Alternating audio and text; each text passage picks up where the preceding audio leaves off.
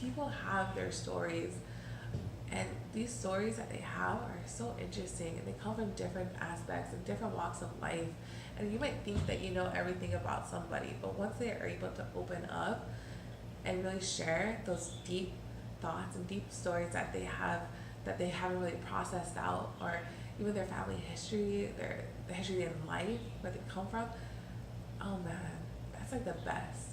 When you're really able to have those conversations. And you know how people, whenever you're stressed out and you had a long day, oftentimes it's built up. You can get even more stressed out about it, and it has a negative impact on your life. But if you're able to laugh, if you're able to say loudly to the top of your lungs, it makes you feel better. You know, you're able to release it. But when you talk story, you're kind of doing the same thing. Um, you're explaining how your day was. You're telling that person who's receiving um, what you're saying, and just listening. It helps you as a person grow and like relieve that stress, and it really helps. It's like therapy. So talk story is like therapy. It's like like it's its own form of social work right there. Um, It, like I mentioned earlier, is like the currency, and the impact is normally positive. It builds that relationship further, typically, and even if it's an intermittent relationship, it's a placeholder. The last topic of conversation is usually remembered, and the last things we talk story about are usually remembered, so that's where we can pick up. It's similar to like if you haven't seen somebody for 20 years, but you interacted them with a lot in high school or something like that. You can kind of pick up where you left off in terms of where you knew each other, and then just quickly catch up from there. I think that it's a critical piece in basically just having communal respect and being a functional part of a community, any community.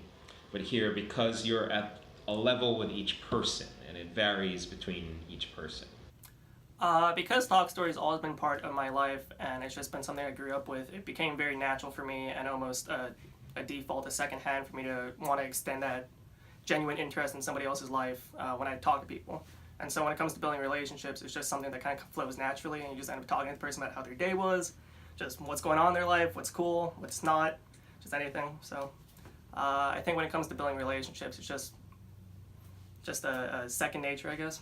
and so talk story, my impact with others has been really helpful because it has really helped me um, be a listener, an active listener, and engage with others in the conversation. But it really helped me appreciate other people's stories and their backgrounds, and knowing that I do have a history. I come from my family, first generation college students, but there's others that have overcome struggles similar to mine, and it helps me knowing that I'm not the only one, and that Hawaii is so unique. And I mean, I'll be a little biased, but Hawaii is my home. But something I'm very proud of Hawaii is that we've been very receptive to talk stories and having really part of our culture here, and knowing that you don't have to be Hawaiian to talk stories. As long as you really are receptive and understanding what talk stories is, anybody can talk story.